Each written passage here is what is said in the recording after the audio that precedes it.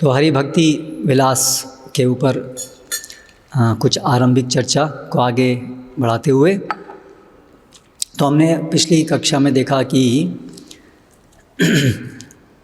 कैसे एक भक्त का जीवन कैसा होना चाहिए, उसके विषय में सनातन गोस्वामी ने चैतन्य महाप्रभु ने सनातन गोस्वामी को कहा कि ये सब आप लिखिए।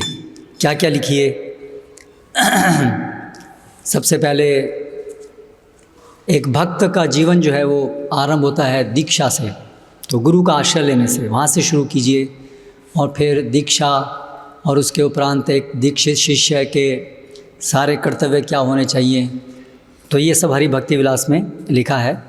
और विशेष रूप से हमने चर्चा ये की थी कि एक स्मार्त विधि है और एक गोस्वामी विधि है। स्मार्त विधि है जिसमें शास्त्रों का पालन होता है लेकिन भौतिकतावादी विचार से, तो वो भौतिक है, वो मंडेन है। उसका उद्देश्य पुण्य कर्म करके स्वर्ग जाना है या भौतिक जगत में सुख प्राप्त करना है। जबकि शास्त्रों का पालन जब कृष्ण प्रेम प्राप्त करने के लिए किया जाता है उसको गोस्वामी विधि कहते हैं।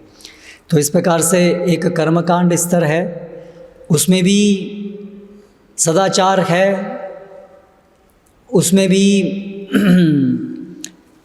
डेटी वर्शिप है, उसमें भी हरि नाम भी है, लेकिन उद्देश्य बिल्कुल अलग है। उद्देश्य है सुख, भौतिक सुख। जबकि जो गोस्वामी विधि है या जो वैष्णव हैं वो शास्त्र पालन करते हैं, सदाचार पालन करते हैं, आराधना करते हैं, डेटी वर्शिप करते हैं, भगवान नाम लेते हैं, लेकिन उद्देश्य है कृष्ण की संतुष्टि, कृष्ण प्रेम, कृष्ण की संतुष्टि। तो ये बहुत बड़ा अंतर है। तो हरि भक्ति विलास के अंदर जो वैष्णवों को जो सदाचार पालन करने हैं, क्योंकि कुछ सदाचार सामान्य आचार, कुछ अंतर भी हैं। सामान्य आचरण जो स्मार्त करते हैं, जो भक्ति से विरुद्ध हैं, वो आचरण भक्त लोग नहीं करते हैं। तो सभी आचरण करने में मानसिकता बिल्कुल अलग है, और कुछ आचरण जो भक्ति के विरुद्ध हैं वो भक्त लोग नहीं करते हैं। जैसे देवी देवताओं की पूजा, जन्म के आधार पे वर्ण निर्धारण, ये कुछ उदाहरण हैं। या जैसे श्राद्ध, श्राद्ध को जो तरीका है करने का वो भी अलग है। वहाँ पर मांस इत्यादि पूर्वजों को दिया जाता है, यहाँ पर केवल विष्णु प्रसाद दिया जाता है। ऐसे अलग अलग अंतर हैं। तो अभी इसके आगे चलते हुए,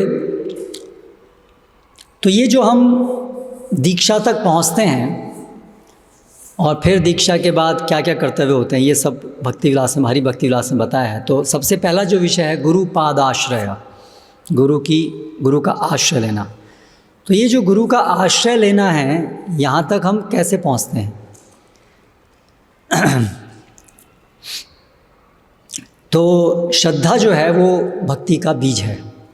तो उसमें विधि भक्ति की श्रद्धा है, शास्त्रों के नियमों में श्रद्धा, और रागानुगा भक्ति की श्रद्धा है, जो ब्रजवासियों की रागा भक्ति है उसको पालन करने के प्रति श्रद्धा, श्रद्धा या उत्साह या आकर्षण, वो रागानुगा भक्ति पालन करने की श्रद्धा है। लेकिन किसी भी तरीके में श्रद्धा ही बीज है। श्रद्धावान जन होय भक्ति अधिकारी, भक्ति का अधिकार श्रद्धा से मिलता है। लेकिन वो श्रद्धा के अंदर उसके प्रकार अलग अलग हैं। विधि साधना के लिए श्रद्धा का अर्थ परिप्रेक्ष्य अलग है और रागानुगा भक्ति में परिप्रेक्ष्य अलग है। तो ये श्रद्धा का विकास कैसे होता है? मुख्य रूप से श्रद्धा जो है वो आत्मा का स्वाभाविक गुण है। क्योंकि ये जो श्रद्धा है, कृष्ण प्रेम या शुद्ध अवस्था में जब आत्मा होती है तो साक्षात भगवान की सेवा करते हैं, तो उसमें तो हम साक्षात कृष्ण की सेवा में हैं। तो इसलिए ये जो श्रद्धा है कि कृष्ण है और हम उनके दास हैं, ये आत्मा के स्वरूप के अंदर ही उसका ये स्वभाव ही है। लेकिन वर्तमान बद्ध अवस्था में ये श्रद्धा नहीं है। क्यों नहीं है? क्योंकि हमारी जो चेतना है वो कलुषित है। क्यों कलुषित है? क्या है कलुषण? कि भोग करने की इच्छा है, अज्ञानता कृष्ण के विषय में, कृष्ण के अपने संबंध के विषय में ज्ञानता और उससे उत्पन्न भोग इच्छाएं, ये कल्मश है। इस कल्मश की वजह से वो श्रद्धा ढक गई है। जो स्वाभाविक श्रद्धा जीव के अंदर है भक्ति करने की, वो ढक गई है। तो इसलिए उसे उजागर करना है। वो उजागर कैसे होता है?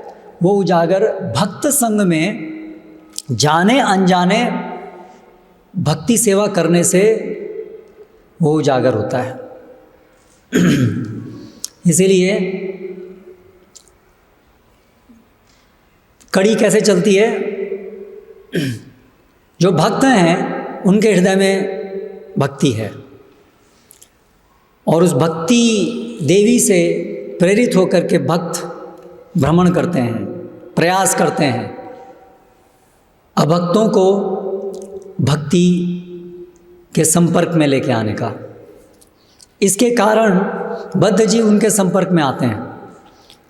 उस संपर्क से वो अनजाने में कुछ भक्ति कर लेते हैं। उस अनजाने में जो भक्ति करते हैं उससे उनकी एक सुकृति बनती है, भक्ति सुकृति, भक्त्योन्मुखी सुकृति।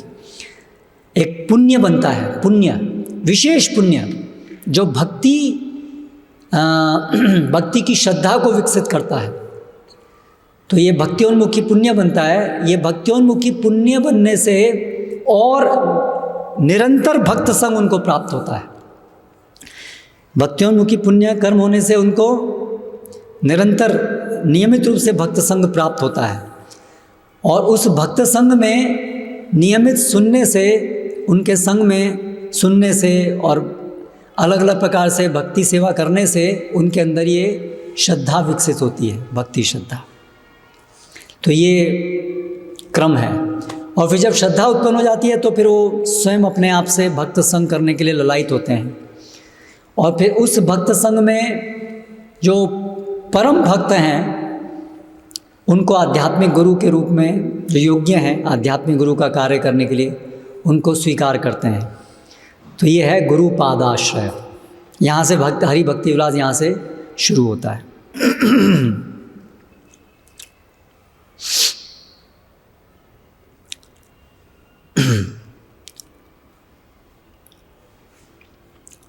ओके।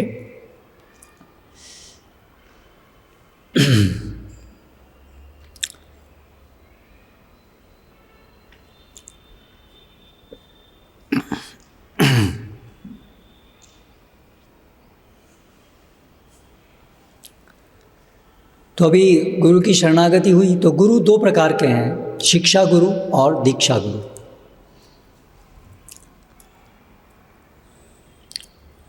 तो अभी गुरु का आश्रय प्राप्त करके जिस मार्ग में भगवान की सेवा विशेष रूप से अर्चा विग्रह के सेवन पर केंद्रित है, जिस मार्ग में भगवान की जो सेवा करने की विधि है, कृष्ण प्रेम प्राप्त करने की जो विधि है, वो अर्चा विग्रह सेवन पर केंद्रित है, उस मार्ग को अर्चना मार्ग या पंचरात्रि की मार्ग या विधि मार्ग कहते हैं।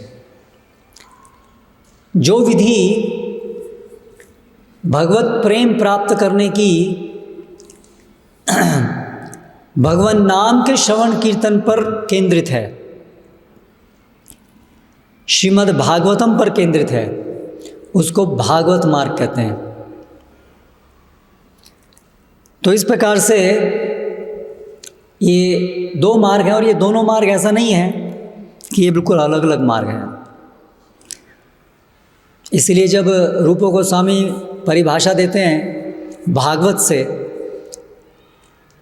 शुद्ध भक्ति की, तो देते हैं अन्याभिलाषिता शून्यम ज्ञानकर्माद्यनावृतम आनुकूल्यन कृष्णानुशीलनम भक्तिरुत्तमा। और इसके सपोर्ट में भक्ति रसामृत सिंधु में जो श्लोक उद्धृत करते हैं वो नारद पंचरात्र का श्लोक उद्धृत करते हैं। कौन सा श्लोक? सर्वोपाधि विनिर्मुक्तम तत्परत्वेन निर्मलम ऋषिकेन ऋषिकेश सेवनम भक्तिरुच्यते। तो इस तरह से ये दोनों पैरेलल है। पंचरात्रि की जो परिभाषा है शुद्ध भक्ति की और जो भागवत की परिभाषा है शुद्ध भक्ति की, दोनों एक समान है। तो इस तरह से दोनों मार्ग में ऐसा नहीं कि दोनों को अलग अलग मार्ग हैं, फोकस अलग अलग है, फोकस अलग अलग है। जो पंचरात्रि के मार्ग है उसके अंदर फोकस है अर्च विग्रह सेवन, और जो भागवत मार्ग है उसमें फोकस है हरिनाम श्रवण कीर्तन। विशेष रूप से कलयुग के अंदर ये हरिनाम भागवत मार्ग जो है विशेष रूप से प्रशस्त है। द्वापर में विशेष रूप से ये अर्चना मार्ग प्रशस्त था। वर्तमान समय में जो मुख्य विधि है वो भागवत विधि है, लेकिन जो हमारे आचार्यगण हैं जीव गोस्वामी, अन्य आचार्य चैतन्य महाप्रभु भी, उन्होंने अर्चना मार्ग और भागवत मार्ग दोनों को साथ साथ लेकर के चलने के लिए कहा है। तो इसलिए हम लोग ये दोनों मार्ग पर चलते हैं, दोनों को फॉलो करते हैं। यानी कि हम अर्चना विधि को भी पालन करते हैं, विधि मार्ग, और भगवान के नाम का श्रवण कीर्तन जिसमें केंद्र है उसको भी पालन करते हैं। विशेष रूप से जो भागवत मार्ग है ये है राग मार्ग, इसका दूसरा नाम है राग मार्ग। ये विधि मार्ग है वो राग मार्ग है, क्योंकि ये हरि नाम से वो जो व्रज भक्ति है उसमें प्रवेश होता है। और जो विधि मार्ग है वहाँ पर उसका जो अंतिम गंतव्य है वो ऐश्वर्य भावना में भगवान की सेवा करना, या भगवान की सेवा करना, ये गंतव्य होता है। तो इसलिए जो विधि मार्ग है वो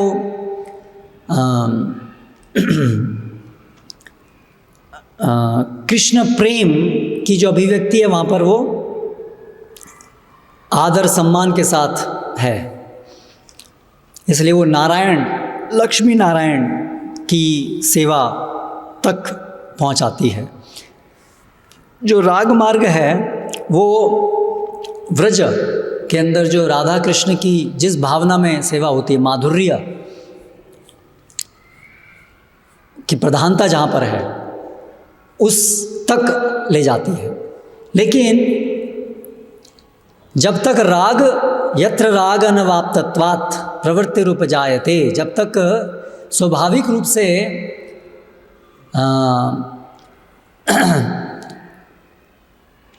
रागात्मिका भक्तों के प्रति, उनकी भक्ति के प्रति लोभ उत्पन्न ना हो, तब तक विधि मार्ग ही करने के हम अधिकारी होते हैं।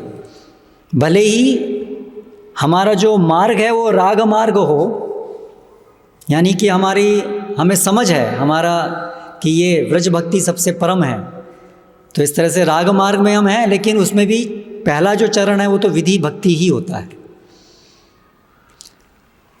और विधि भक्ति में चलते चलते और चैतन्य महाप्रभु के संदेश को समझते हुए कि कैसे व्रज भक्ति वो परम है, उसके लिए आकांक्षा रखते हुए, प्रार्थना रखते हुए हम विधि भक्ति करते रहते हैं। और समय आने पर अगर हमारी भक्ति साधना वो दृढ़ होती है तो फिर गुरु की कृपा से हमें वो अधिकार प्राप्त होता है रागानुगा भक्ति करने का।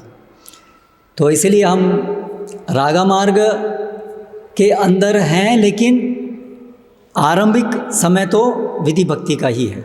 और अनेक भक्त ऐसे होंगे जो चैतन्य महाप्रभु के संप्रदाय में भी हैं, लेकिन वो विधि मार्ग में ही रहेंगे। चैतन्य महाप्रभु के समय में भी हम देखते हैं ऐसे भक्त थे।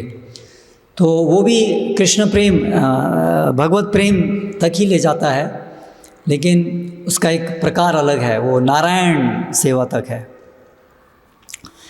तो तात्पर्य कहने का ये है कि ये दोनों जो राग और भक्ति, राग और विधि है, इसको सामंजस्य को, इसको संबंध को समझना थोड़ा अच्छे से समझना चाहिए।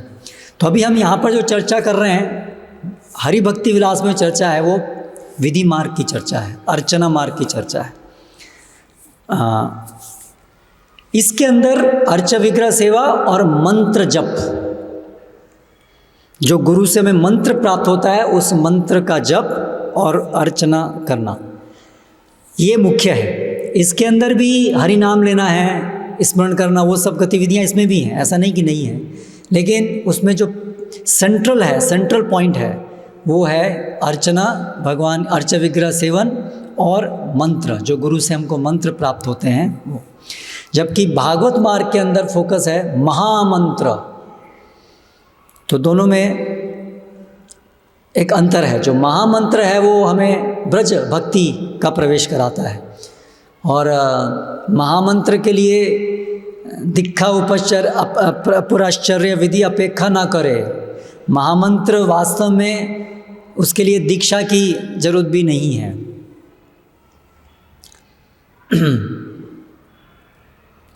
किंतु मंत्र के लिए, मंत्र जप करने के लिए दीक्षा की विधि नितांत जरूरी है, उसके बिना मंत्र जप नहीं कर सकते।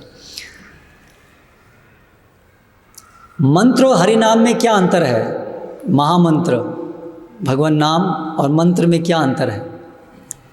मंत्र जो है वो एक औपचारिक तरीका है भगवान को संबोधन करने का। महामंत्र एक अनौपचारिक तरीका है, वो सीधा सीधा डायरेक्ट संबोधन है, हे कृष्णा, हे श्रीमती राधा रानी। इसलिए जो हरे कृष्ण महामंत्र है वो सब संबोधन है।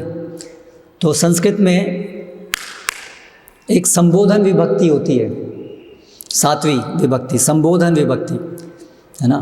तो उसमें जैसे कृष्ण, प्रथमा विभक्ति में है कृष्ण, सह कृष्ण, वो कृष्ण है। लेकिन जब उनको बुलाएंगे कृष्ण को तो हम कृष्ण, कृष्ण नहीं आएगा, विसर्ग नहीं आएगा, कृष्ण, ये संबोधन रूप है। उसी प्रकार से राधा या हरा, वो प्रथम विभक्ति है, सा राधा, ये राधा है। लेकिन जब राधा उनको बुलाएंगे तो रूप हो जाएगा राधे। तो इसलिए जो हमारा जो महामंत्र जो हम बोलते हैं वो सप्तमी विभक्ति में है, सब संबोधन रूप है वो। हरे कृष्णा कृष्ण कृष्ण हरे हरे, हरे राम राम राम हरे हरे। जबकि जो मंत्र होते हैं, तो जो प्रणाम मंत्र होते हैं वो चतुर्थी विभक्ति के अंदर होते हैं। वर्ब जो उसकी क्रिया रूप, जो उसके नमः शब्द है, गुरवे नमः, विष्णवे नमः, ये चतुर्थी विभक्ति है। उनके लिए नमस्कार। एक होता है मैं डायरेक्टली आपसे बात कर रहा हूँ, एक है उनके लिए मैं प्रणाम करता हूँ। तो इसमें घनिष्ठता का अंतर है, एक थोड़ा औपचारिक है, एक अनौपचारिक है। तो इसलिए जो हरे कृष्ण महामंत्र है वो एक कृष्ण के साथ एक अधिक घनिष्ठ संबंध को उजागर करने के लिए है, इसलिए वो व्रज भक्ति के लिए है।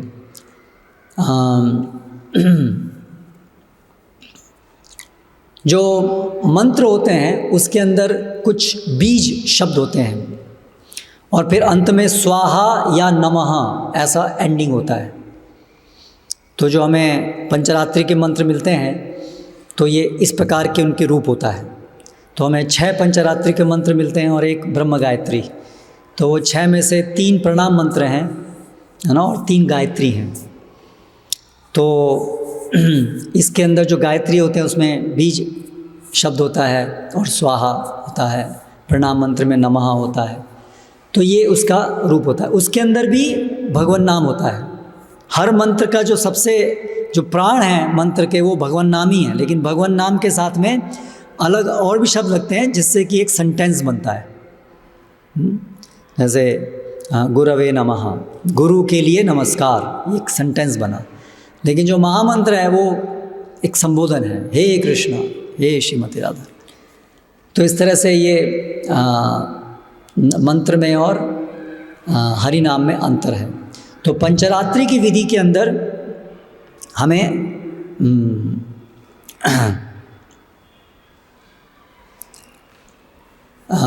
मंत्र प्राप्त होते हैं। तो विशेष रूप से जो भगवान की जो सेवा प्राप्त करने का जो मार्ग अर्च विग्रह सेवन का है वो पंचरात्रि की दीक्षा मार्ग है। उसमें नितांत जरूरी है कि हम गुरु से दीक्षा प्राप्त करें, गुरु की शरण में जाएं, गुरु से दीक्षा प्राप्त करें। तो एक पुस्तक है क्रम दीपिका जो केशवाचार्य जी ने लिखी है। तो हरि भक्ति विलास में जो दीक्षा विधि दी है, दीक्षित शिष्यों के क्या कर्तव्य हैं, उसका जो मुख्य आधार है वो ये ग्रंथ है, केशव आचार्य के द्वारा विरचित क्रम दीपिका।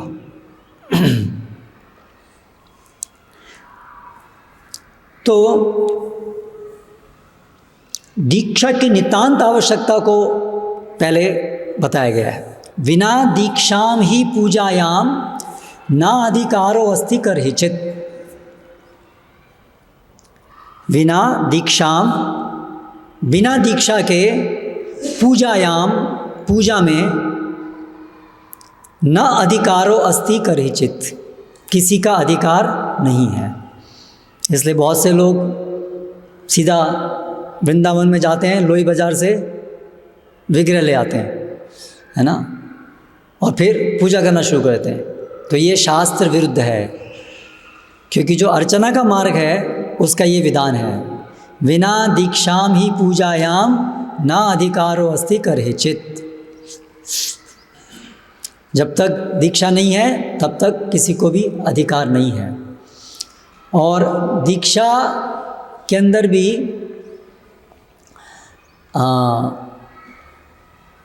जो पंचरात्रि की दीक्षा है उसके 5 अंग हैं उसमें। ताप, पुंड्र, नाम, मंत्र, याग।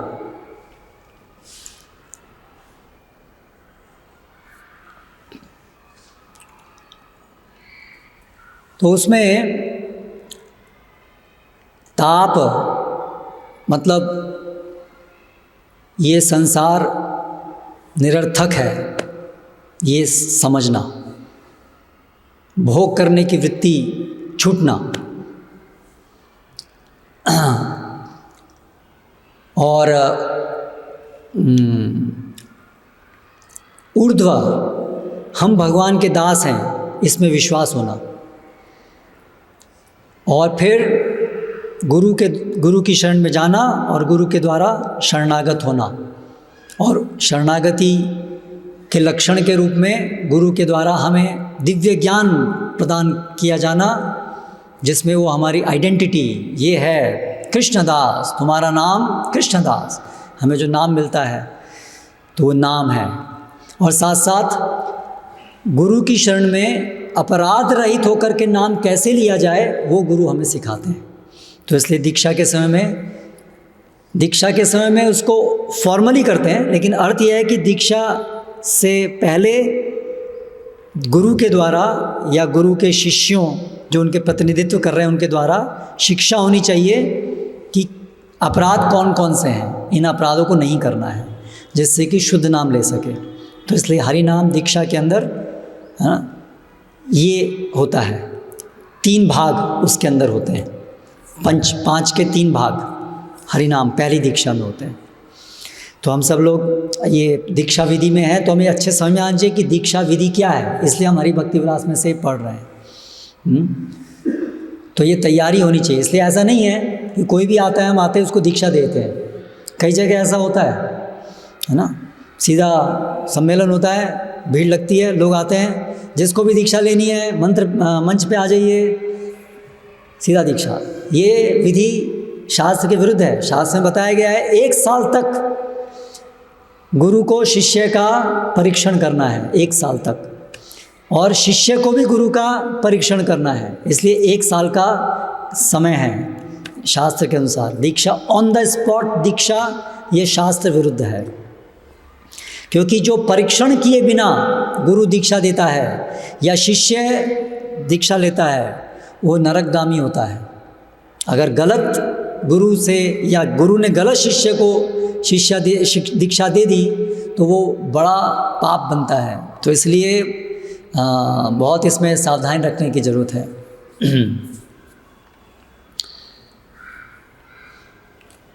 उसमें बताया है श्लोक में कि प्रजा के किए गए पाप, पत्नी के किए गए पाप और शिष्य के किए गए पाप, ये राजा, पति और गुरु, इनको ग्रहण करना होता है। तो इसलिए राजा बनने से पहले आप किसके राजा बन रहे हो, पति बनने से पहले किसके पति बन रहे हो, और गुरु बनने से पहले किसके गुरु बन रहे हो, ये जानना ज़रूरी है। नहीं तो उनके, क्योंकि आपने यहाँ पर उनकी आप जिम्मेदारी ले रहे हैं उनको आध्यात्मिक दृष्टि से उठाने की, तो इसलिए उनके द्वारा किए गए पाप के भागी आप बनेंगे, क्योंकि आपका कर्तव्य था कि वो पाप ना करें। तो पाप कर रहे हैं तो आपको उठाना पड़ेगा। तो इसीलिए गुरु को बहुत सावधानी से दीक्षा देनी चाहिए। ऐसा नहीं किसी को भी दीक्षा दे दिया।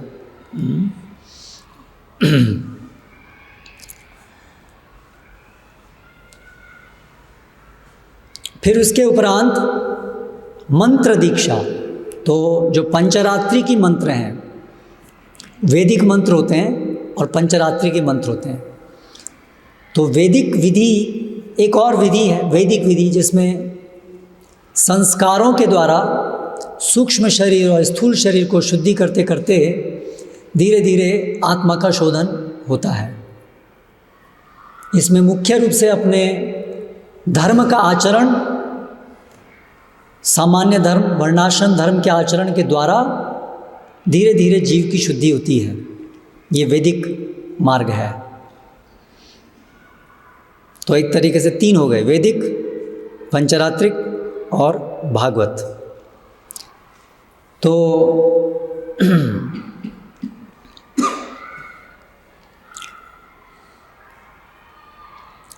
जो पंचरात्रि के मार्ग में या जो भागवत मार्ग में, वो लोग भी वर्णाश्रम धर्म का पालन करते हैं, क्योंकि शरीर और सूक्ष्म शरीर उनका भी है, उनको भी उसको स्वस्थ रखना है।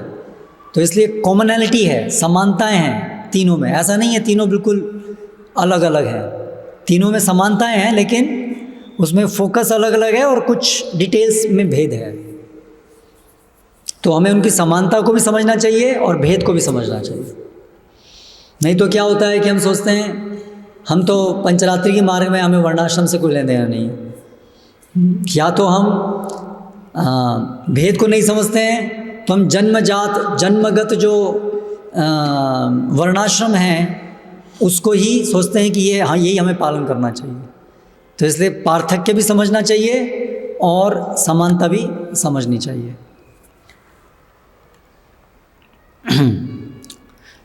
तो अभी अर्चा विग्रह सेवा के लिए मंत्र दीक्षा जरूरी है, मंत्र भी मिलने चाहिए। तो इसके लिए हरि भक्ति विलास में कहा है, द्विजानाम अनुपेतानाम स्वकर्माध्यायनादिषु यथाधिकारो नास्तिह स्याच्चोपनयाद अनु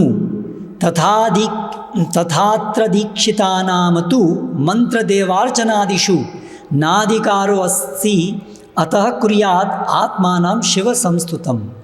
इसका अर्थ ये है कि जैसे जो द्विज लोगों के घर में जिनका जन्म हुआ है,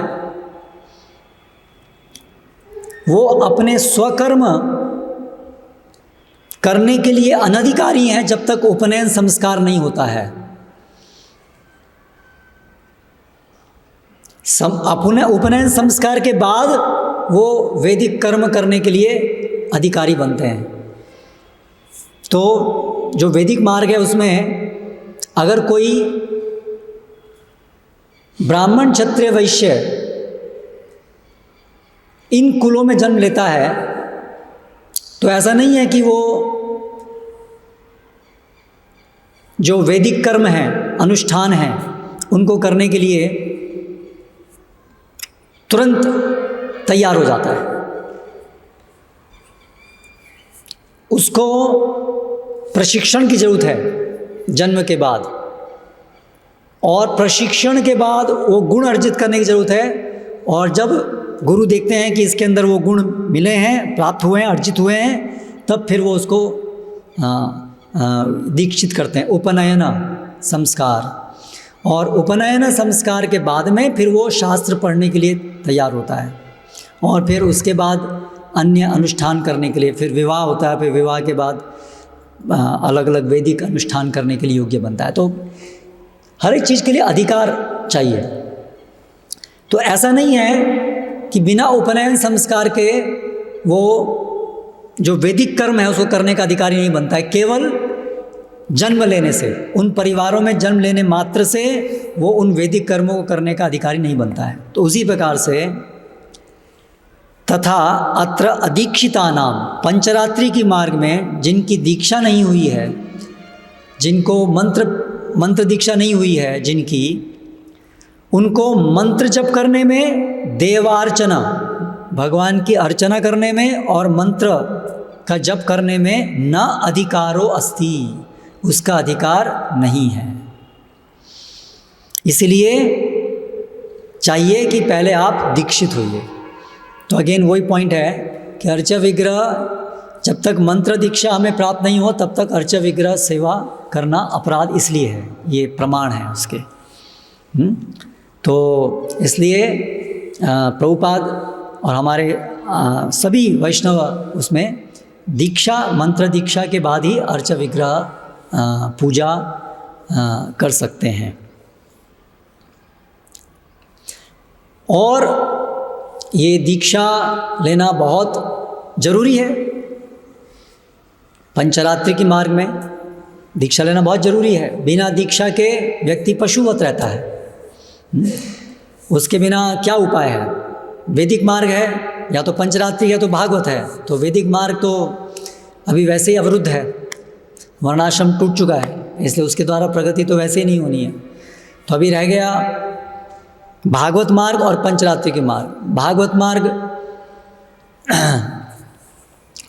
को भी वो तो जब भगवान की कृपा होगी तब आप राग मार्ग में प्रवेश करेंगे, लेकिन भागवत मार्ग में भी आपका आरंभिक अवस्था में तो दीक्षा से ही चलना है, पंचरात्रि के मार्ग से। इसलिए किसी भी मनुष्य के लिए इस के बिना कोई उसकी प्रगति का उपाय नहीं है। इसलिए कहा है जो दीक्षित नहीं है वो पशु, मनुष्य है लेकिन पशुवत है। इसलिए हर मनुष्य के लिए उसको दीक्षित होना चाहिए, उसको गुरु की शरण में जाना चाहिए। जिसने गुरु की शरण ग्रहण नहीं की है वो मनुष्य जीवन व्यर्थ है, क्योंकि उसको कोई आध्यात्मिक लाभ नहीं होगा उसको। और बिना दीक्षा के उसके सारे भगवान की सेवा को करने के सारे कार्य विफल हैं। अदीक्षितस्य वामोरु कृतं सर्वं निरर्थकं पशु योनिम अवाप्नोति दीक्षा विरहितो जनः। जो दीक्षा के बिना है वो पशु योनि को प्राप्त करता है और उसके सारे जीवन निरर्थक है उसका। तो इतना महत्व है दीक्षा का। दीक्षा में ये पांचों के पांचों मिलाकर सब है उसमें, मतलब उसमें सबसे इम्पोर्टेंट है ये जो प्रथम भाग है शरणागति, आदौ गुरु पादाश्रय, है ना। ये जो है ये सबसे महत्वपूर्ण है। शिक्षा लेना, दिव्य ज्ञानम यतो दद्यात्, ये सबसे महत्वपूर्ण है। और फिर मंत्र दीक्षा लेना और अर्च विग्रह सेवा करना, ये सब उसका ही भाग है। तो ये जो दीक्षा जो होती है वैष्णव दीक्षा, जिसमें हम गुरु की शरण लेते हैं, वो हमारा पूरा ट्रांसफॉर्मेशन करती है। एक बहुत बड़ा बदलाव उस समय होता है। दीक्षा काले भक्त करे आत्मसमर्पण, सही काले कृष्ण तारे करे आत्मसम, सेई देह करे तार चिदानंदमय, अप्राकृत देह तार चरण भजाए। तो बहुत इसका अर्थ महत्वपूर्ण है हम सबको समझना। दीक्षा के समय पर हम अपना आत्मसमर्पण करते हैं भगवान को एक प्रतिनिधि के माध्यम से। ये है पंचरात्रि की विधि का हॉलमार्क। यही है जिससे पंचरात्रि की विधि कार्य करती है, शरणागति, कृष्ण को शरणागत होना। इससे फिर वैदिक मार्ग की आवश्यकता के बिना या जहाँ पर वो ऑपरेट नहीं हो रहा है वहाँ पर ये विधि कारगर होती है। हर मनुष्य, चाहे वो कोई भी जाति का हो, जन्म उसका कहीं पर भी हुआ हो, अंत्यजा भी हो, हर मनुष्य योग्य है हाईएस्ट भगवत प्रेम, जो हाईएस्ट, जो परम गंतव्य है वहाँ तक पहुँचने के लिए इस चाबी के द्वारा यदि वो तैयार हो जाता है साधु संग में श्रवण करने से, एक भगवान के प्रतिनिधि को शरणागत होने से, तो उसके जीवन में जितनी भी उसने आज तक पाप किए हैं, जो भी कर्म किए हैं, वो सब चीज़ उस समय वो सब धुल जाती हैं। इसलिए हम जब शरणागत होते हैं तो सही काले कृष्ण करे तारे आत्मसम, वो कृष्ण उसको आत्मसम कर लेते हैं। सारे पाप कर्म खत्म हो जाते हैं, पाप कर्म पुण्य कर्म सब। इसलिए उसको लिबरेटेड स्टेट बोलते हैं, वो मुक्त अवस्था। इसलिए मुक्त समाज हम पढ़ रहे थे ना उस दिन, 3 स्तर के समाज हैं। तो वैष्णव समाज है मुक्त समाज। तो अभी हम कहेंगे हम लोग मुक्त तो दिखते नहीं हैं, हाँ, काम वासना भी है और शरीर की बहुत सारी, तो कहाँ मुक्त हैं हम लोग, कैसे समझें इसको हम मुक्त हैं। तो एक बहुत इम्पॉर्टेंट कंसेप्ट है यहाँ पर समझने का, एलिजिबिलिटी और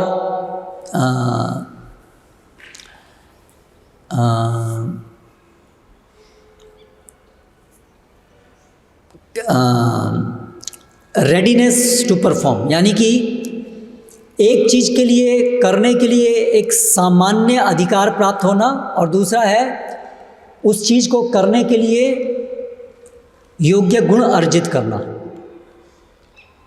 ये 2 अलग अलग चीज़ें हैं। जैसे एक उदाहरण लेते हैं,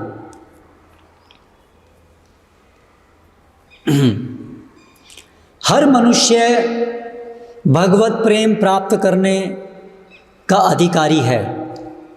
ये वाक्य सही है कि गलत है? हर मनुष्य कृष्ण प्रेम प्राप्त करने का अधिकारी है, ठीक है। एक्चुअली कहें तो हर जीव, पर ठीक है, या इसको और ऐसा कहते हैं, हर मनुष्य गुरु के द्वारा दीक्षित होने का अधिकारी है। हर मनुष्य पंचरात्रि की विधि के द्वारा दीक्षित हो सकता है। क्या ये वाक्य सही है या गलत है? स्त्री अधिकारी है, शूद्र जब परिवार में जन्म लिया, अंत्यजा, सब अधिकारी हैं, ठीक है। तो क्या हम किसी भी को रास्ते से उठा करके दीक्षा दे देंगे? नहीं देंगे। अरे अधिकारी है ना वो, उसको तो दीक्षा दे दो। तो वो सामान्य अधिकार प्राप्त हुआ, लेकिन उसको दीक्षित होने के लिए गुरु की बातों को, गुरु के आदेशों को मानने के लिए तैयार होना होगा, तभी गुरु उसको दीक्षा देंगे। तो एक हो गया सामान्य अधिकार और एक है पूर्ण अधिकार। जैसे एक और उदाहरण लेते हैं, जो भी 12वीं पास किया है वो सब डॉक्टर बन सकते हैं। ये वाक्य सही है ना? जो भी 12वीं पास किया है वो डॉक्टर बन सकता है। मेडिकल एंट्रेंस एग्ज़ाम जो होता है उसकी क्या होती है क्वालिफिकेशन? आप 12th पास होने चाहिए, ठीक है। लेकिन मेडिकल प्रैक्टिस करने के लिए बस 12वीं पास कर लिया सब मेडिकल प्रैक्टिस कर लेंगे? नहीं, उसके लिए आपको पहले तो एग्ज़ाम पास करना पड़ेगा, मेडिकल एंट्रेंस एग्ज़ाम। उसके बाद फिर पढ़ाई करनी पड़ेगी, पढ़ाई करने के बाद फाइनल एग्ज़ाम पास करना पड़ेगा, डिग्री आपको मिलनी चाहिए। इसने ये ट्रेंड हो पाया, सभी 12वीं क्लास करने के बाद सभी लोग योग्य हैं एग्ज़ाम में बैठने के लिए, इसलिए लाखों लोग बैठते हैं। लेकिन सबको मेडिकल प्रैक्टिस करने का अधिकार प्राप्त नहीं होता है। मेडिकल एसोसिएशन है ना एक, तो वो सर्टिफिकेट देती है, क्या बोलते हैं, रजिस्टर्ड मेडिकल प्रैक्टिशनर, RMP। अभी ये certified, now he can practice.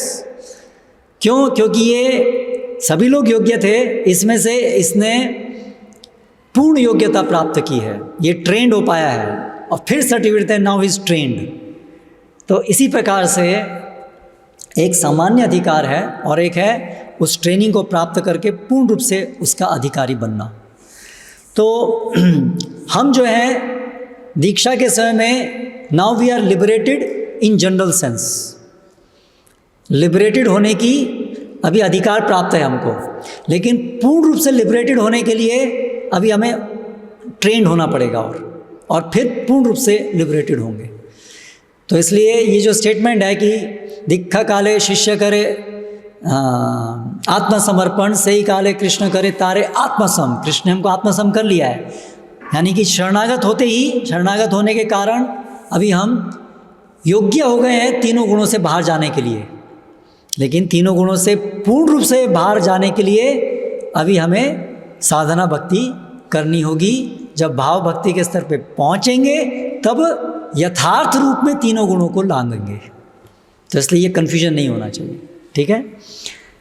तो सही देह, तो ये जो देह है, तो गुरु जब हम दीक्षा लेते हैं तो गुरु जो है वो उस देह को चिदानंदमय करते हैं और उस चिदानंद अप्राकृत देह से हम भगवान की सेवा करते हैं, क्योंकि भगवान की सेवा का अधिकार तो आध्यात्मिक देह से भगवान की सेवा होती है। इसलिए शरणागति के द्वारा गुरु हमको वो शक्ति प्रदान करते हैं, पोटेंशियलिटी प्रदान करते हैं कि हम अर्च विग्रह की सेवा या अन्य जो सेवा के अंग हैं उनको कर सकें।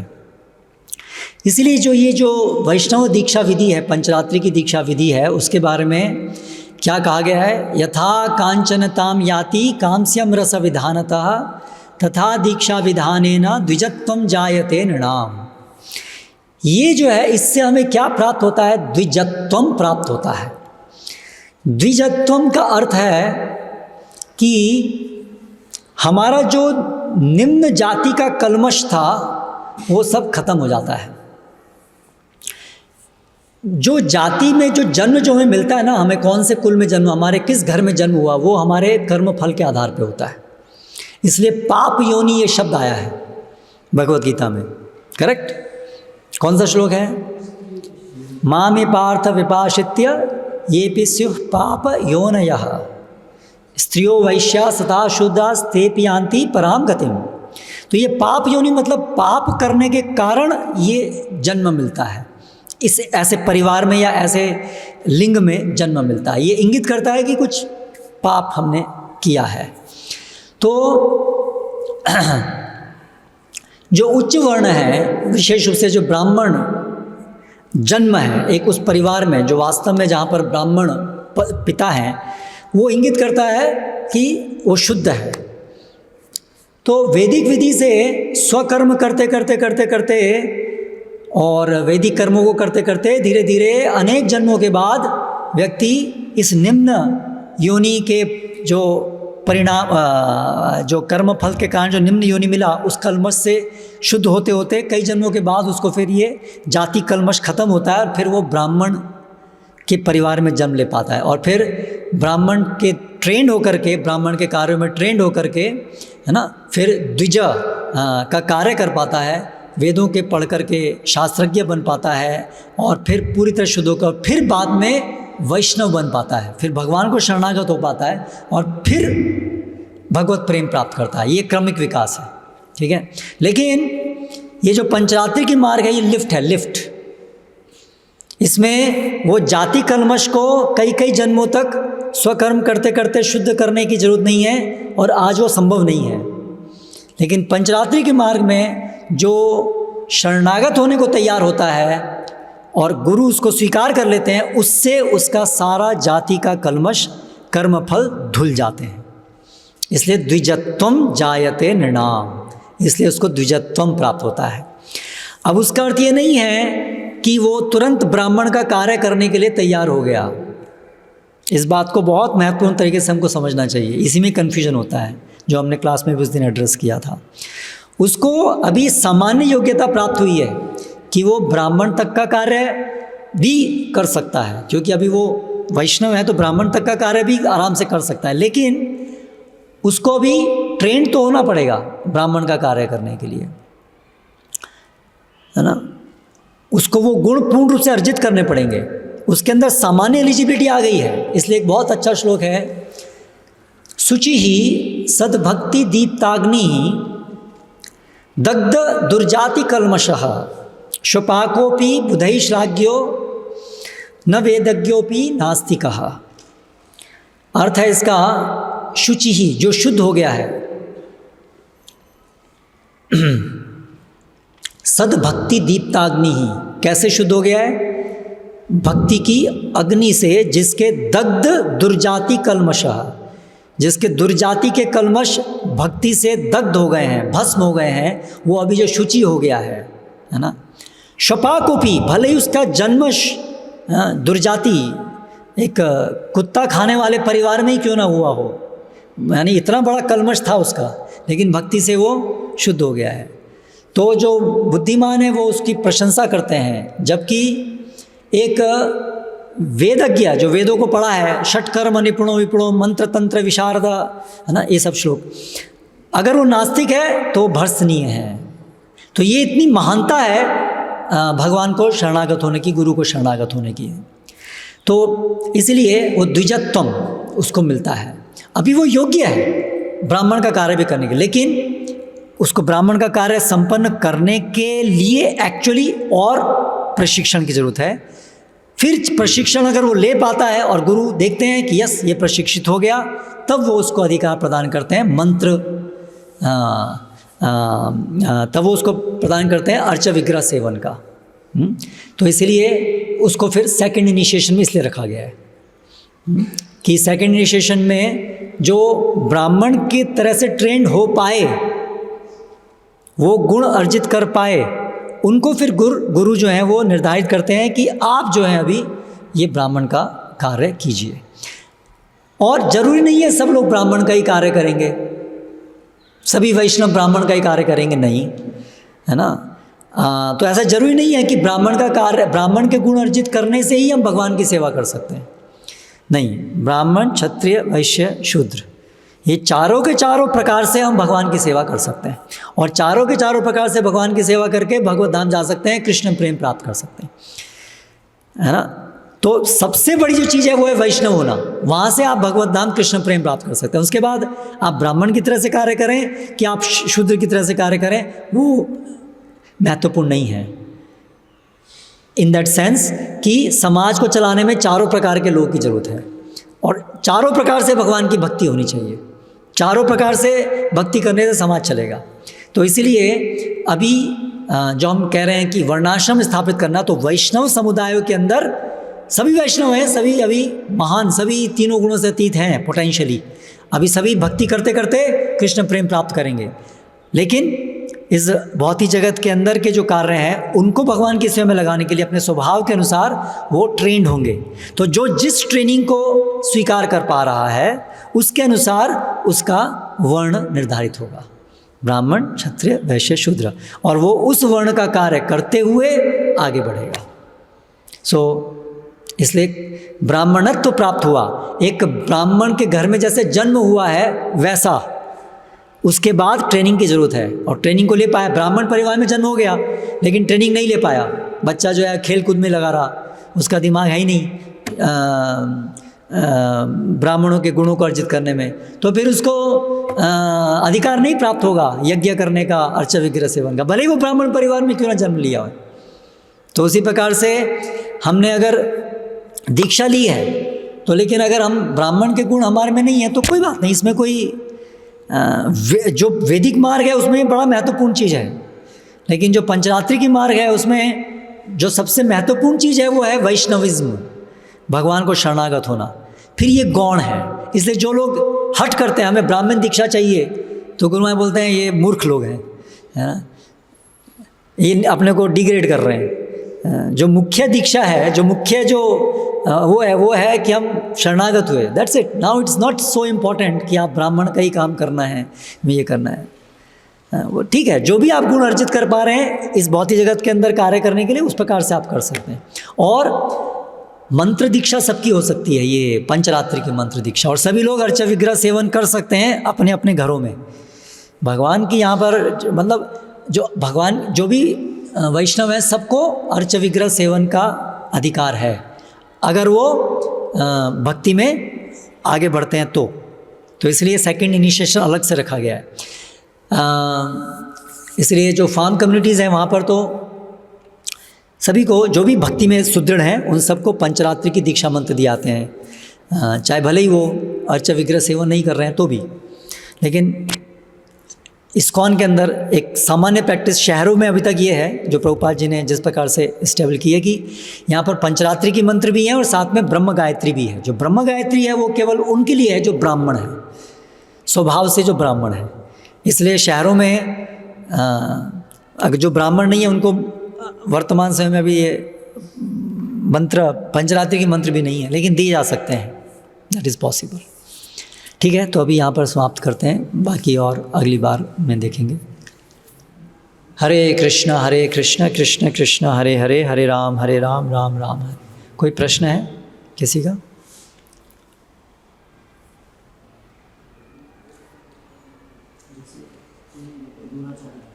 कौन है? दुराचारी है।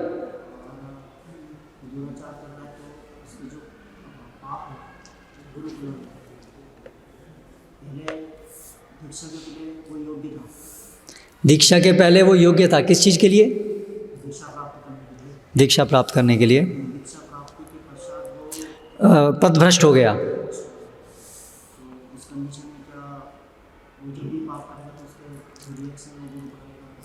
नहीं, अगर वो गुरु के इंस्ट्रक्शंस को पालन करना बंद कर दे, छोड़ दे उसका कोई, तो गुरु उसको त्याग सकते हैं। ये नियम का पालन नहीं कर रहा है, मेरी बात नहीं सुन रहा है, तो त्याग सकते हैं उसको। वो कॉन्ट्रैक्ट खत्म हो गया। अगर वो कॉन्ट्रैक्ट चालू है, अगर वो शरणागत तो है लेकिन फिसल रहा है, ऐसा नहीं कि वो त्याग दिया है उसने या छोड़ दिया है, ऐसा नहीं है, लेकिन थोड़ा थोड़ा कुछ फिसलता है, तो गुरु ने उसको त्यागा नहीं है, गुरु ने उसको संरक्षण दिया हुआ है, तो वो फिर उनको वो पाप भी उनको लगते हैं।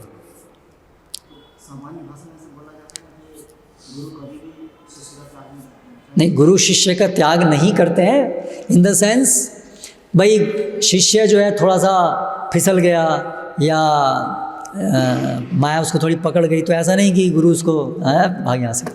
गुरु उसको प्रयास करते हैं उसको लेके आने का, और या शिष्य गुरु का त्याग भी ऐसे नहीं करता है कि कोई विडम्बना आ गई, कुछ आ गई तो बस त्याग कर दिया, कहीं से सुन लिया कुछ त्याग कर दिया। तो इसको बताने के लिए क्या है कि ऐसे त्याग नहीं करता, पर उसका ये अर्थ नहीं है कि गुरु शिष्य का त्याग नहीं कर सकता। गुरु त्याग नहीं करता है, वो ये दिखाने के लिए है कि गुरु कृपालु है, इसलिए वो त्याग नहीं करना चाहते हैं यथासंभव, है ना। वो ये चीज़ को दिखाने के लिए, उसका ये अर्थ नहीं है कि वो बंध गए, अभी दीक्षा दे दी, अभी क्या करूँ, ये तो पाप करे जा रहा हूँ, मैं पाप ले जा रहा हूँ, ऐसा नहीं है।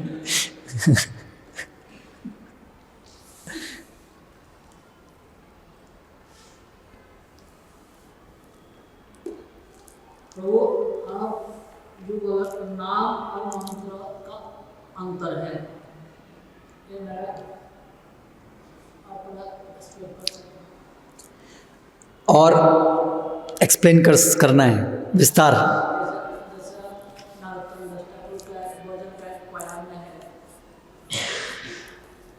प्रार्थना करिब सदा शुद्धभावे प्रेम कथा नाम मंत्रे करिया अभेद, भेद नहीं करना चाहिए। आप इधर बोला नाम और मंत्र का अंतर है। तो मंत्र के अंदर भी भगवान नाम होता है, तो इस तरीके से वो भी भगवान नाम एक प्रकार से है, लेकिन सब प्रकार से नहीं है। इसलिए जैसे ये मंत्र है, कोई भी मंत्र होता है, उसको आपको लेने के लिए दीक्षा की जरूरत पड़ती है, पर महामंत्र को लेने के लिए ऐसे दीक्षा अवश्यम भावी नहीं है ना वो श्लोक, दीक्षा पुरश्चर्या विधि अपेक्षा न करे, जीवा स्पर्शे आ चंडाले सबारे उद्धारे। लेकिन जो मंत्र हैं उनको लेने के लिए दीक्षा की जरूरत है। तो ये जो गान है उसका कॉन्टेक्स्ट क्या है, थोड़ा सा गहराई में जाना पड़ेगा कि वो किस दृष्टि से वो अभेद कह रहे हैं उसको। नाम है मंत्रे अभेद, वो थोड़ा उसका किस परिप्रेक्ष्य में वो कहा जा रहा है वो देखना पड़ेगा। मतलब इसलिए उसको महामंत्र भी कहते हैं, ऐसा नहीं कि वो बिल्कुल अलग है, लेकिन कुछ भेद है। ऐसा नहीं कि वो बिल्कुल अलग ही अलग चीज़ें हैं दोनों, लेकिन कुछ भेद है। हैं? हाँ, जैसे हो सकता है नहीं हो सकता, ये मेरा ओपिनियन। नाम मतलब हरिनाम है। हाँ, और मंत्र मतलब जैसा गोपाल मंत्र है, हाँ, जैसा काम गायत्री है, हाँ। या कोई फर्क नहीं ऐसा। मतलब कोई फर्क नहीं है किस किस में, गोपाल मंत्र में और हरिनाम में हाँ अंतर नहीं है, वही तो प्रश्न है ना। हाँ, अंतर है भी और नहीं भी है, इस तरह से कुछ अंतर है। जैसे मैंने उदाहरण दिया आपको कि मंत्र के लिए दीक्षा के बिना आप मंत्र लेने के अधिकारी नहीं हैं। अभी हरिनाम को भी मंत्र कहा गया है। वो जो है, जब चैतन्य महाप्रभु से पूछा प्रकाशानंद सरस्वती ने, प्रकाशानंद सरस्वती ने, आप क्यों कीर्तन करते हैं या नहीं पढ़ते हैं, तो बोलते हैं कि ये नाम मंत्र सर्व मंत्र सार, हरिनाम जो है सभी मंत्रों का सार है। तो इसको भी, ये भी मंत्र है पर इसमें विशेष है, विशेषता है इसमें, महामंत्र ये संबोधन है। तो इस तरह से उसमें ये अंतर, सूक्ष्म अंतर है। लेकिन ऐसा नहीं है कि दोनों अलग अलग चीज़ें हैं, क्योंकि मंत्र जो होता है उसके अंदर भी नाम होता है, उसका भी जो प्राण होते हैं वो नाम ही होता है, उसमें भी भगवान का नाम तो है। तो इस तरह से कहा होगा शायद, लेकिन कुछ तरीकों से अंतर है। हाँ, कौन से संस्कार? उपनयन।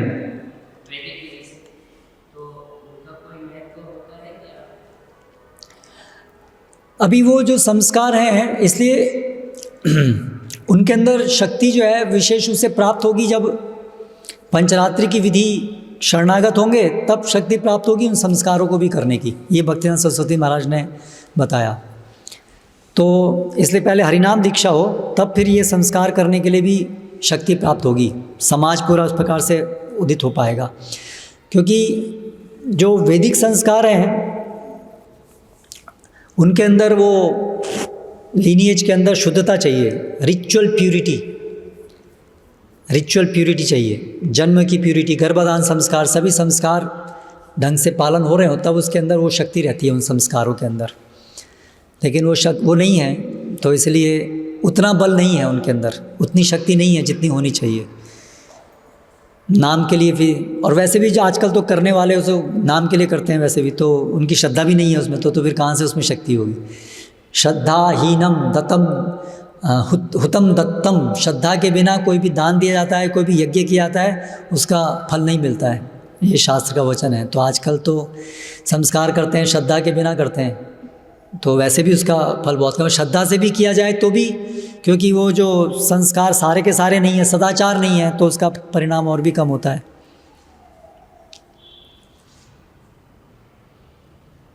जैसे अन्य संप्रदाय है, श्री वैष्णव संप्रदाय है, मध्व संप्रदाय है, रुद्र संप्रदाय, तो उसमें ऐसा वो लोग पुरानी कल्चर को फॉलो करते हैं। मतलब जैसे हमारा बड़ी वैष्णव में ये दीक्षा विधि है, पंचरात्र विधि है। नहीं, श्री वैष्णव का तो सेंट्रल पॉइंट यही है, पंचरात्रि की दीक्षा विधि। वो तो पूरा अर्चना मार्ग में है, मध्वा संप्रदाय पूरा अर्चना मार्ग में है। ये ऐसा नहीं है कि गौड़ियम है, ये तो श्री वैष्णव, हमारा तो मध्वा संप्रदाय के अंदर ये भागवत विधि भी है, हालांकि वर्तमान समय में वो इतना वो नहीं है, लेकिन ये दोनों के अंदर अर्चना तो बहुत महत्वपूर्ण, सभी संप्रदाय के अंदर अर्चना मार्ग तो है ही, सभी वैष्णव संप्रदाय में है। अर्चना मार्ग के अंदर भी उनकी थोड़ी प्रोसेस अलग होती है, एक अलग अलग तंत्रों को उपयोग करके थोड़ी थोड़ी विधि में अंतर है, लेकिन अर्चना तो सब में है, सभी वैष्णव संप्रदाय में है।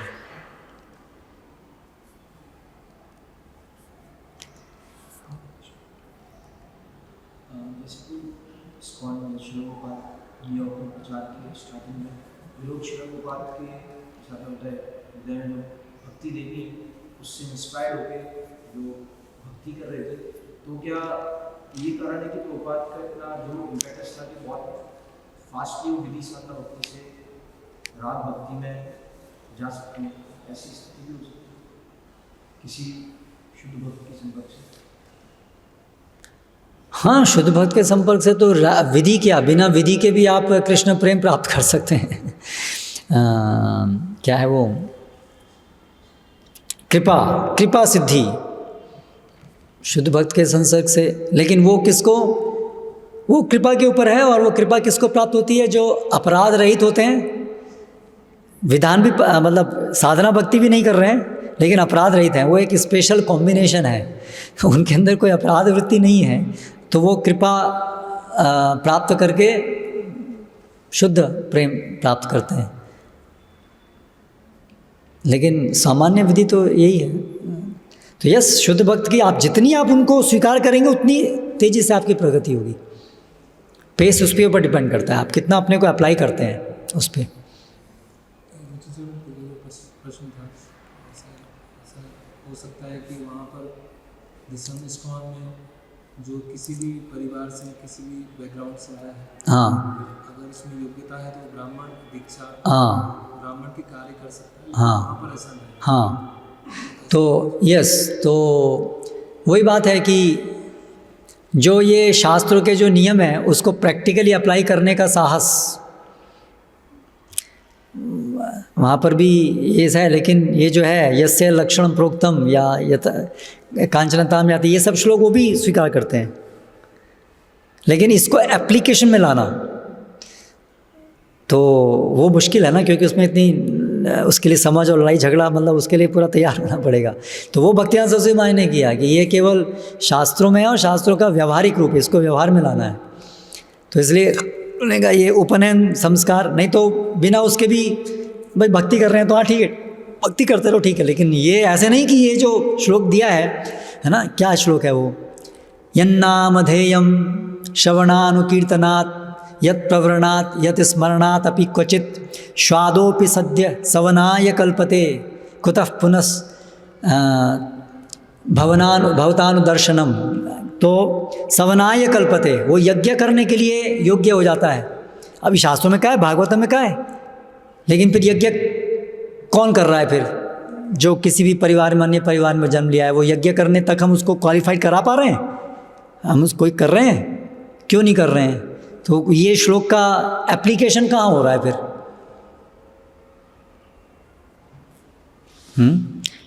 तो ये भक्ति सिद्धांत सरस्वती महाराज भक्तिविनोद ठाकुर का प्रेरोगेटिव था कि उसको व्यवहारिक रूप में देना, इसलिए इतना डिस्टर्बेंस हुआ। नहीं तो बाकी संप्रदाय में ये है भक्ति करते रहो, हाँ भक्ति कर सकते हो आप, हाँ, लेकिन ये यज्ञ इत्यादि नहीं कर सकते आप।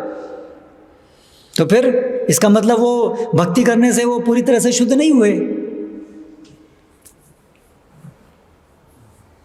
That is the difference.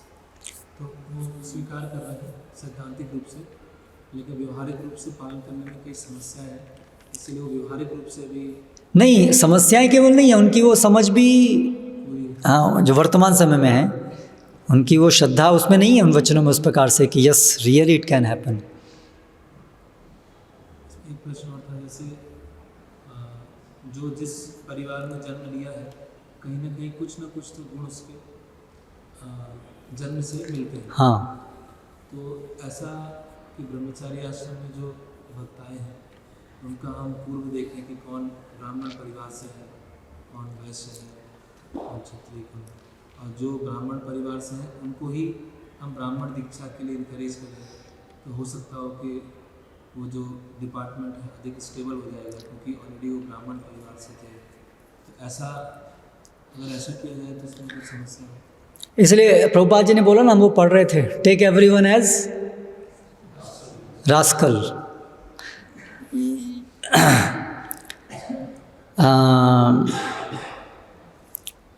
अगर हम ऐसा करके चलेंगे तो हमारे डेटी वर्शिप में कितने हमें ब्राह्मण मिलेंगे, और प्रचारक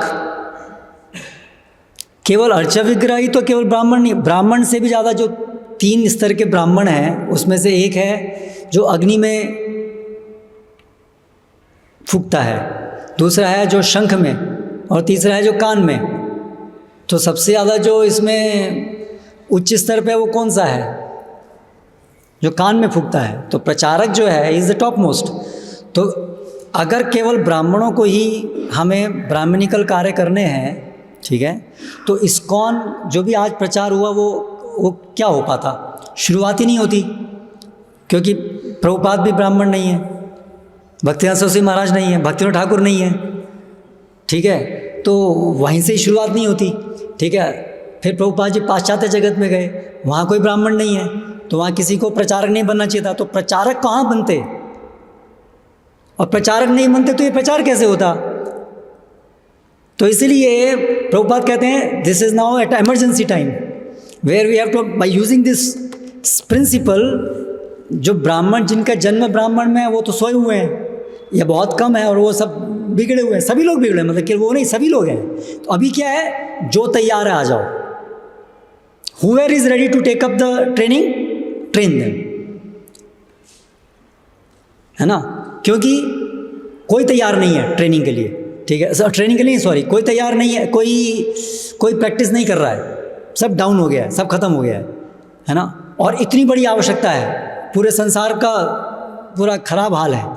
तो अभी ऐसी सिचुएशन में हम क्या करेंगे? जो भी तैयार है उसको ट्रेन करो, क्योंकि ट्रेनिंग वाला प्रोसेस अवेलेबल है ना। By training we can make Brahmins. तो फिर हमें उसी चीज़ को हम कैद करके क्यों रखें अपने को कि वो जो जन्म वाला होगा उसी को ट्रेन करेंगे?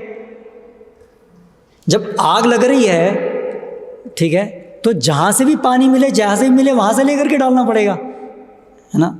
आप नहीं कह सकते कि भाई वो फायर ब्रिगेड का काम है, फायर हम पानी भरा, ये हम नहीं, फायर ब्रिगेड आएगी तब तक आग लग के सब खत्म कर देगी, है ना। अगर ऐसा होता है कि भाई वो तो संभव ही नहीं है ट्रेन करके किसी को करना, केवल जन्म से ही होना चाहिए, तो ठीक है भाई, क्या करें, और नहीं है। लेकिन जब ऐसा नहीं है, हाँ, इवन जन्म वाले को भी ट्रेन से ही वो कर पाता है, ऐसा कोई नहीं है कि जो केवल जन्म से ही हो पाता है, ठीक है। तो फिर why to do it, why to restrict it, give chance to everyone. हम तो चाहते हैं ना जहाँ से आप लोग सबके सब ब्राह्मण बने, सबके सब आगे बढ़े, क्या दिक्कत है इसमें? तो क्यों उन्हीं को केवल किया जाए, सबको क्यों नहीं किया जाए, ये प्रश्न है।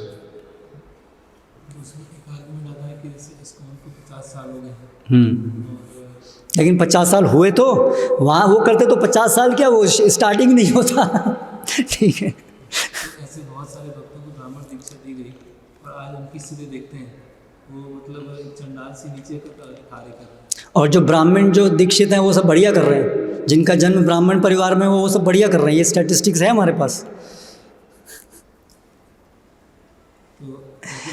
जो ब्राह्मण परिवार में जिनका जन्म हुआ था, आज संसार में वो जो ब्राह्मण परिवार में जन्म लिए हैं वो क्या क्या काम कर रहे हैं, वो स्टैटिस्टिक्स लें तो वो कितने खराब काम कर रहे हैं। वो क्यों कर रहे हैं फिर वो खराब काम? अगर केवल ब्राह्मण जन्म होने से उनको वो एक कवच मिल गया है कि वो चंडाल से भी नीचे का काम नहीं करेंगे, तो संसार में वो इतने सारे लोग वो ऐसे ऐसे काम क्यों कर रहे हैं?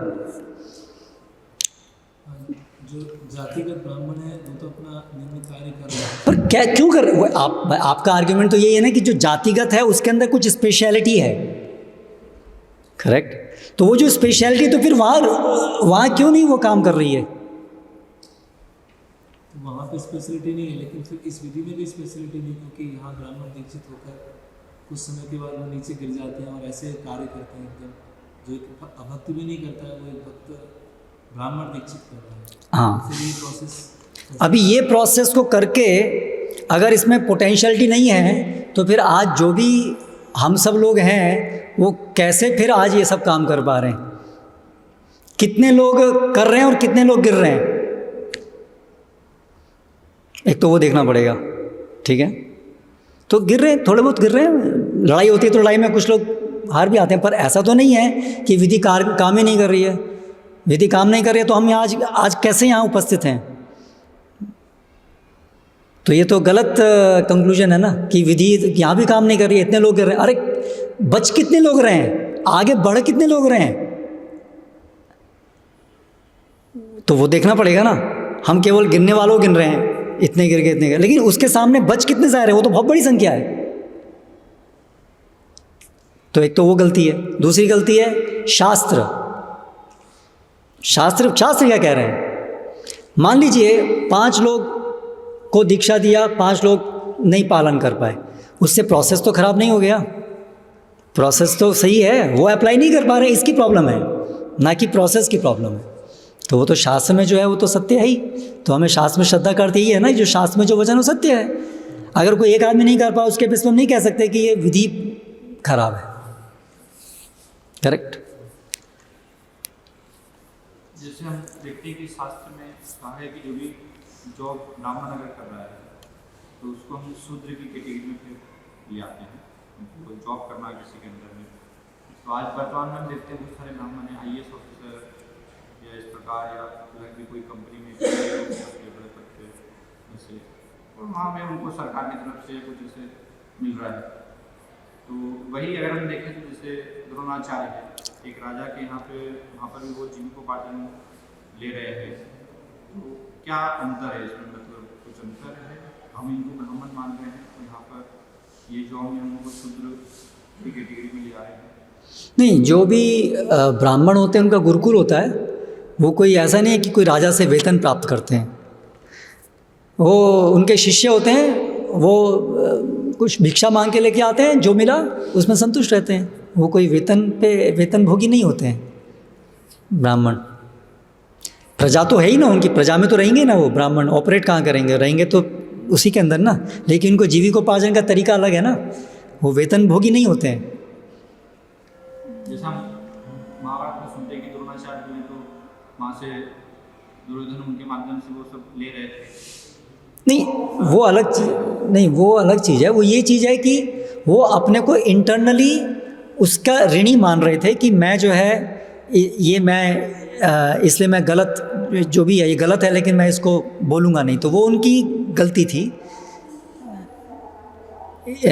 उनको ब्राह्मण को जो है वो होना चाहिए, जो भी सत्य है वो सत्य के ही साथ रहना चाहिए, है ना। वो विशेष रूप से भीष्म, अभी भीष्म भी अपने को समझ रहे हैं मैं इस परिवार का हूँ तो मैं क्या करूँ। तो इस तरीके से वो है कि इनको छोड़ देना चाहिए था। अपने को उस परिवार से संबंधित क्यों रखना है जहाँ दुर्योधन धृतराष्ट्र जैसे लोग बैठे हुए हैं।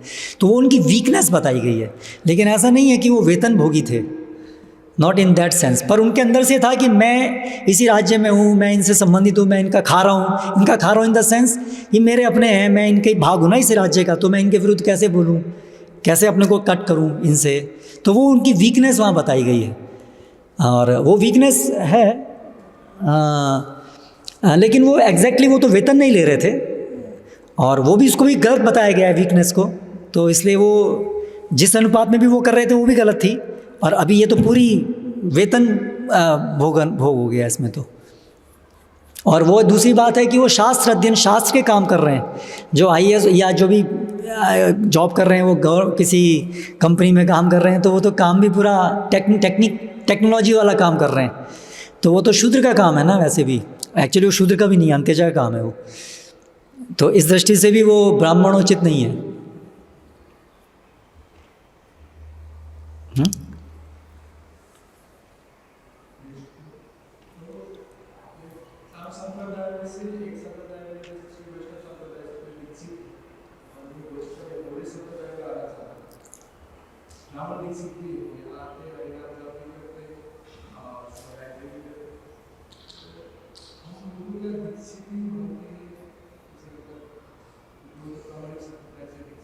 तेज बोलिए। उसको हम दीक्षा कैसे दे सकते हैं? जो पहले से दीक्षित है। हाँ, तो प्रश्न क्या है? तो कोई बात नहीं, आए शिक्षा लें। अगर उनका दीक्षा है तो कोई बात नहीं, वैष्णव शिक्षा लें। दीक्षा का सबसे बड़ा इंपॉर्टेंट चीज़ तो शिक्षा है ना। तो औपचारिक दीक्षा उनकी हो गई है तो कोई बात नहीं, आप दीक्षा हो गई, आप शिक्षा लेते रहिए। हाँ हाँ। और अगर उनकी दीक्षा हो गई है, लेकिन आजकल जैसे दीक्षा भी ना वो जानते हैं कि दीक्षा हुई ढंग से, ऐसे ही हो गई, कुछ ना जाना, तो फिर दूसरी बात है, वो एक तरीके से दीक्षा हुई नहीं, फिर उस केस में दीक्षा दोबारा हो भी सकती है। अगर उन्होंने श्रद्धा विहीन ऐसे ही बस सबने बोल दिया, पिताजी ने बोल दिया बेटा दीक्षा ले लो, छोटे थे, दीक्षा हो गई, कुछ उनको पता ही नहीं था कि दीक्षा का मतलब भी क्या है, तो अलग चैप्टर है।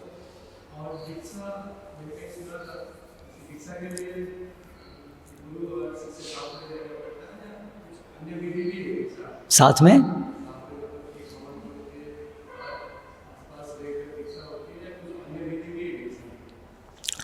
वो ठीक है, हवन इत्यादि विधि है, लेकिन वो उसका स्वरूप नहीं है, वो उसका सबसे एसेंशियल कंपोनेंट नहीं है दीक्षा विधि का। तो हर एक इसमें विधि में कुछ गौण अंग होते हैं, कुछ मुख्य होते हैं। तो वो हवन इत्यादि होना गौण है, नहीं होगा तो भी दीक्षा हो सकती है। ऐसा नहीं कि वो हवन होके बिना दीक्षा नहीं होगी, ऐसा नहीं है। हाँ, तो संभव है।